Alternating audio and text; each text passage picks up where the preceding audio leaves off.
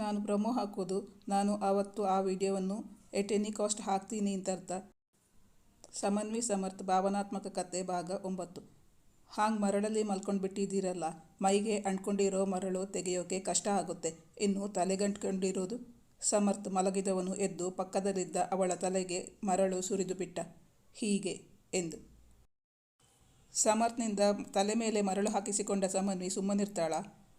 ನಿಮ್ಮಂಗೆ ನಂಗೂ ಯಾವ ಸಾಲನೂ ಉಳಿಸಿಕೊಳ್ಳೋ ಆಸೆ ಇಲ್ಲ. ಈ ಸಾಲ ಅಂತೂ ಸಾಧ್ಯನೇ ಇಲ್ಲ.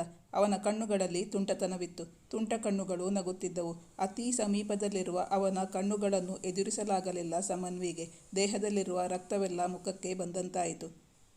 ಅದೇ ಪನಿಷ್ಮೆಂಟ್ ನಿಮಗೆ? ಪನಿಷ್ಮೆಂಟ್ ಕೊಡೋರು ಯಾರು? ಮತ್ತೆ ನಾನಿಲ್ವಾ? ಪರಿಚಯ ಇಲ್ಲದೆ ಇರುವಾಗಲೇ ಬಂದು ನನ್ನ ಜೊತೆ ಇದ್ರಿ, ಈಗ ಪರಿಚಯ ಆಗಿದೆ, ಮತ್ತೇನು ಯೋಚನೆ ನಿಮಗೆ? ಇವತ್ತಿನ ಎಪಿಸೋಡಲ್ಲಿ ನಿರೀಕ್ಷಿಸಿ. ವೀಕ್ಷಕರೇ, ನಿಮಗಾಗಿ ಹೊಸ ಕಥೆಯೊಂದನ್ನು ಹಾಕುತ್ತಿದ್ದೇನೆ, ನಿರೀಕ್ಷಿಸಿ.